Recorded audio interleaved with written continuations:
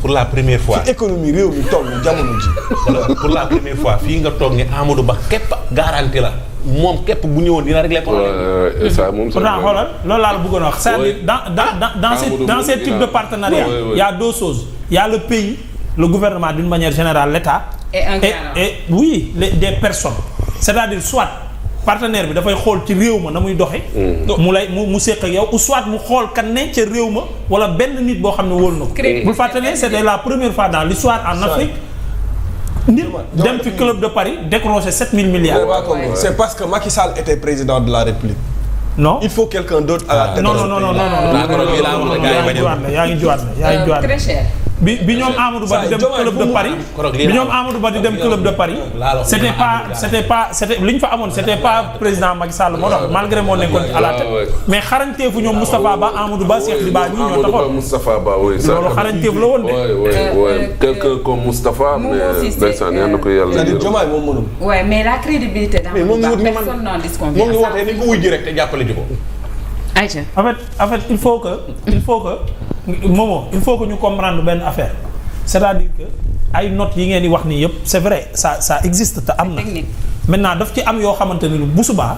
Fofana su bëggee dimbali Sénégal mën naa bañ a xool ci loolu lépp mu xool relation bu mu am ak Fall Ndiaga. mu xool relation bu mu am ak Fall Ndiaga par exemple Macky Sall de kii Madana Kane waxuñ ko fi keroog. oui ñaata dëkk la redresser seen économie. voilà par exemple voilà un bloc je te donne un exemple un bloc boo xam ne tu as Madana Kane. tu as Amadou Ba tu as Macky Sall. ay ñoom bàyyi si.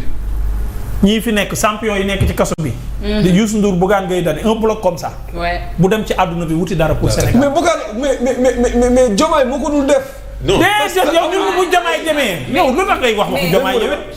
ah non bu Diomaye man je vous parle de bu Diomaye demee. kon ñun ñu ci redressement après ñii. man foofu laa nekk nag non mais ñii ci Diomaye lañ nekk. ci période Diomaye lañ nekk ma ne leen ñooñu bu ñu booloo woon ñoom ñi ngay wax ni ñëpp bu ñu booloo woon ñëw.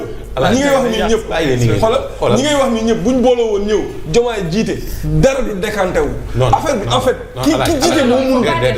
non Alaaji xoolal ñoo ngi ci période Diomaye nañu wax maanaam suuxa gi du Diomaye nekk ba pare ñu xool nan la ñuy def 3 ans yi def nan la ñuy fexe Diomaye mooy président ñu suux gii. mais il faut qu'on s'écoute mais est-ce que du ñi mu àndal la. moom mooy ñàkk mën a. ñàkk xam mais y a beaucoup de sabotage. dafa am blocage de. yéen bàyyi leen ma waay. Diomaye bëgg na de mais dafa am blocage de. mais kan mooy président de la République. mais Momo kan moo yor bi il faut qu'on s'écoute s'il te plaît.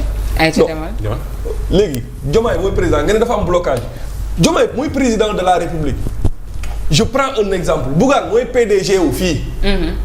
est-ce que comprendre nga.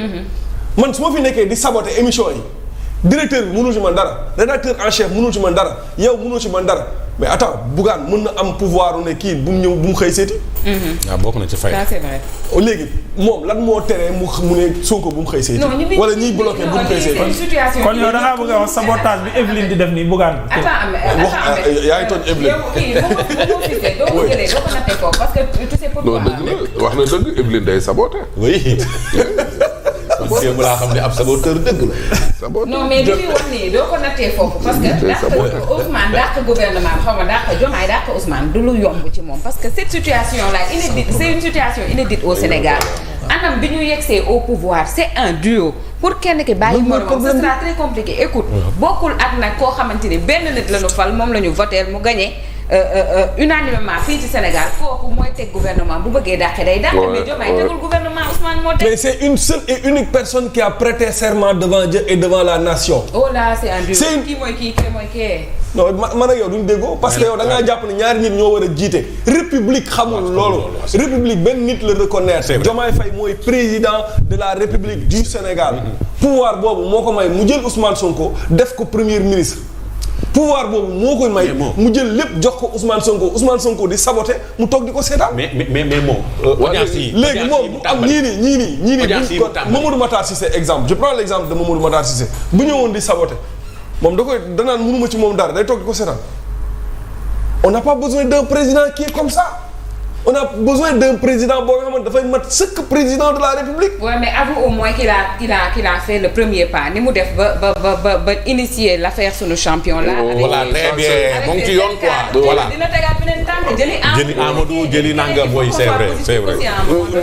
mais même xam nga affaire bi aussi ça peut paraître à nos yeux très simple. mais parfois aussi day compliqué et complexe ci nit ku mu concerné.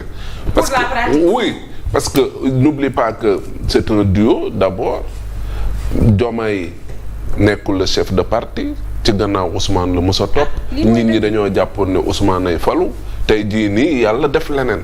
maintenant comme situation bu inédite la au Sénégal aussi génn ko comment niñ ciy def ba génn ci te peut-être solution boobu nañu war a ut parce que n'oubliez pas aussi au-delà d'être aujourd'hui le patron du gouvernement mais Ousmane moo am tamit cëggalu gu am ci Assemblée nationale et ça aussi c'est des faits qu'il faudra prendre en compte le gars est-ce que dafa war a nekk ci crise institutionnelle dindi Ousmane dindi les ministres les PDG bëgg a dindi Assemblée nationale temps boobu xeexum politique beeg yooyu yëpp aussi quelque part aussi da ngay comprendre ne la tâche mën na yomb ci ñun mais elle peut s'avérer compliquée pour le président maintenant il n'est jamais trop tard pour bien faire ouais.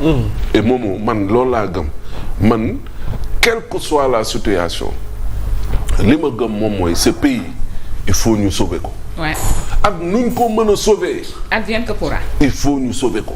Sinon parce que le baax dafa am lu ci topp muy lan gën a baax. yàqu dafa am lu ci topp réew mi bu gënee yàqu après ñun ñëpp koy subir moom ñun ay fakir nañ ay néew di doole nañ ñun ay fakir nañ ay néew di doole nañ. ma koy joxe exemple benn kilo bu desee président bi lañ koy jox. waaw léegi nag comme bu demee noonu bu coolee du ñu nañ si ñëpp jàpp ñu sauver ce pays là ñun ñu wax nañu mën a kaas ñëpp jàpp ci ñoom it ñu boole ci ñëpp. président bi daa mënul. saa bu ci ñëpp jàppoon du dem. alaaj weesu nañ loolu weesu nañu foofu. mu ne ñëpp jàpp te moom it mu boole ci ñëpp rek. moom daal lu tax mu bañ ci solution jàppale. ah waaw mais tamit il faut solution rek. saa waay yow baaru permanence yi ngay def nii yow dem.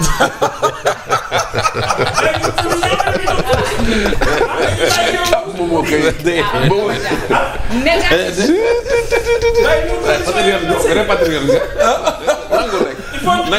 il faut noonu la. dina baax ñu mën nekk ci wetam sax nga def déedéet.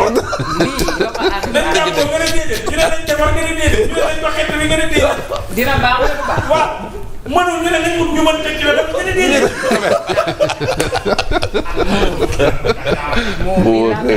ah waay boobu li nga yàq